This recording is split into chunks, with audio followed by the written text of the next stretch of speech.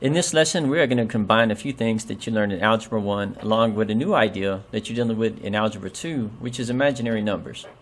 So, first of all, let's take a look at what an imaginary number is. So I'm going to go ahead and we're going to look at this example first that you see here, where it says it's the square root of negative x. So whenever you see something like this, when you have the square root of negative x, I really want you to keep in mind this is really equal to, if we were to break it down, to the square root of negative 1 times the square root of x.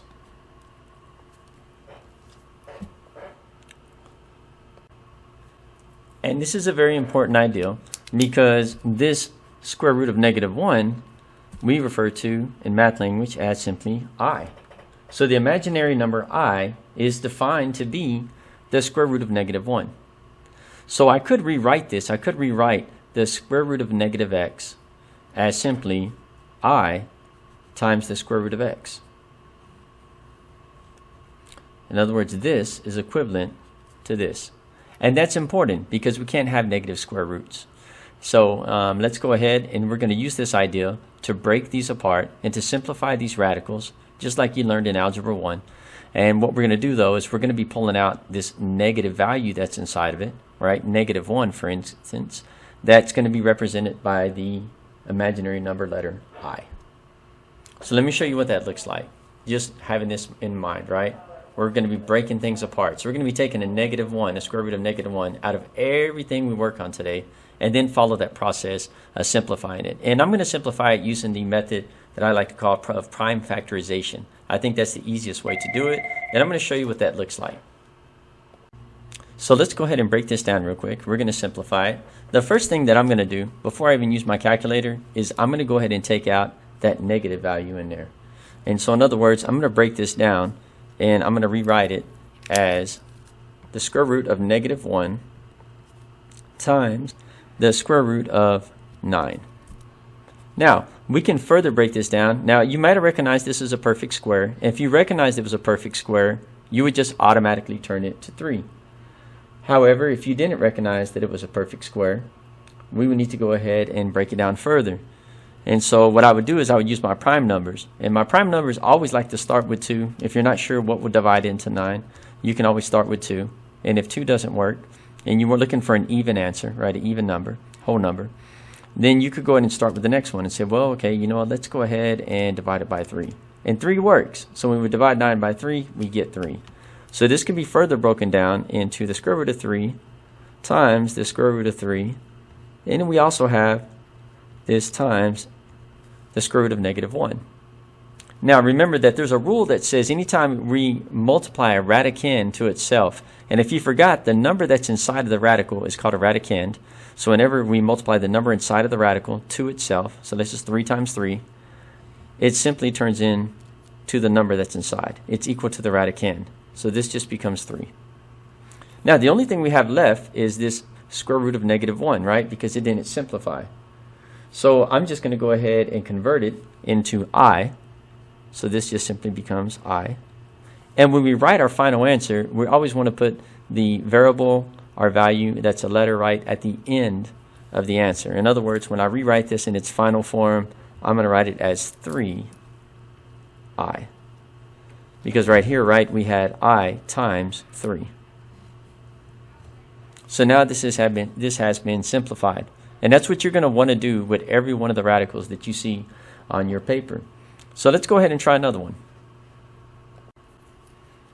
For instance, on this one, if I break it down, now I just happen to notice that 7 is a prime number. I notice that it can't be broken down any further.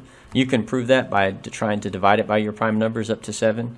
Right? For instance, a prime number it's by definition can only be divided by itself or 1.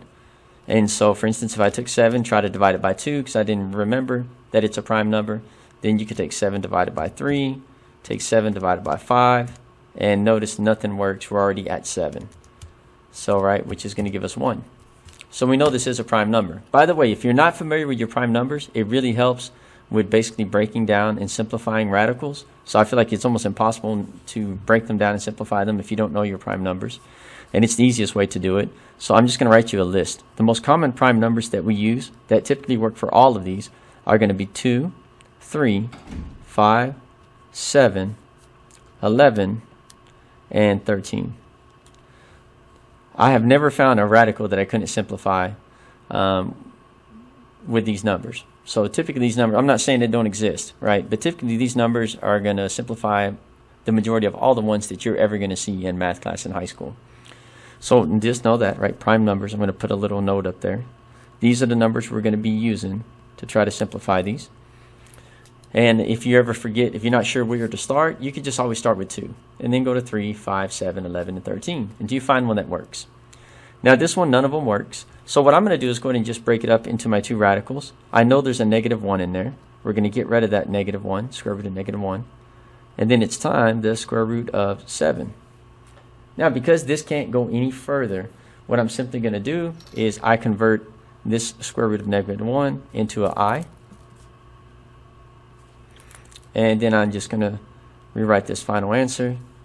And so notice on this one, I'm going to go ahead and write it as I, let me put a little bit closer together, square root of 7.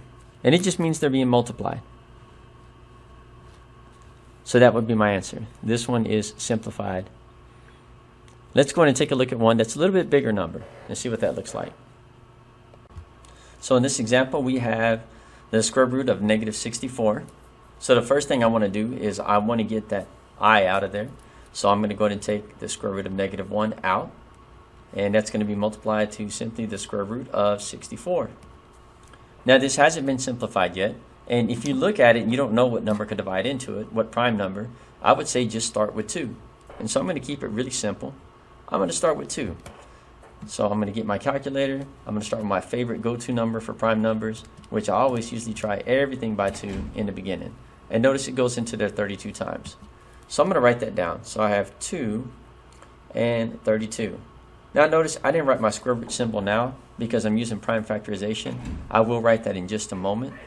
But right now I'm just going to go ahead and keep breaking this down until I either get to a perfect square or a prime number. So I'm going to break this one down right here. I'm going to divide 32 by 2. And it gives me 16. So 2 and 16. And notice once I get here, now if you recognize that 16 is a perfect square, you can stop there. Because whenever the number on the bottom right is a perfect square, or one of the prime numbers that I listed in the beginning of this lesson, you know that you're done. And we can actually write these out as separate radicals. But let's say you didn't realize 16 was a perfect square. Well, you could just divide it again. You could have said, oh, you know what, I didn't recognize it. Let's see, 16 divided by 2. And we could just continue this number tree as long as we wanted to. And so, but I'm going to go ahead and I am going to stop here because I recognize it's a perfect square. Now what I'm going to do is I'm going to circle it because that's a perfect square. And I'm going to go ahead and write this out, and it's going to look a little bit more expanded.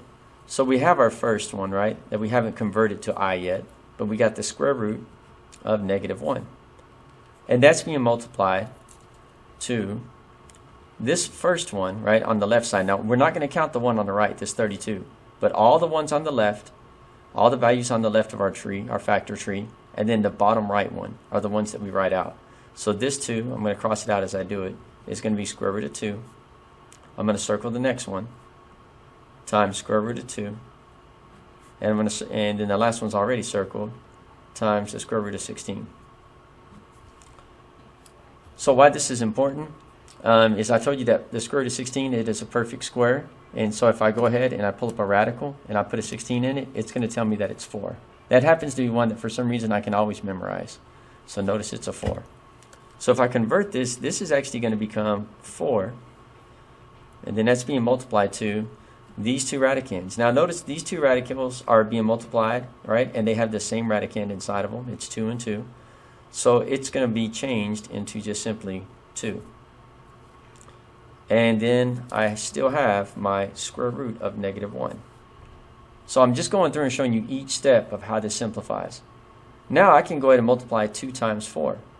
And 2 times 4, if I multiply that, 2 times 4, it gives me 8. And then if I go ahead and convert this square root of -1 to I, well then I have an I. right? And so now I just simply have I is being multiplied to 8. And for my final answer, I want to put the I at the end of that value. So if I were to do that, I'm going to move my camera down just a little bit. I would write my final answer as 8I and box it. And so now this particular problem has been simplified. Now there may be some of you right now that go, Mr. H, I recognize that 8 times 8 was 64. So you might have known all along that we're going to get to an 8. But if you didn't know that, you can always go to that 2 number and start dividing by it. And if 2 doesn't work, then you're going to go ahead and you're going to go to the next prime number, 3. And if 3 doesn't work, try 5, and then 7, and 11, and 13. And by the time you get to 13, you're going to find one that worked. And this is how you simplify a radical, and you take the imaginary number out of it to be part of the answer.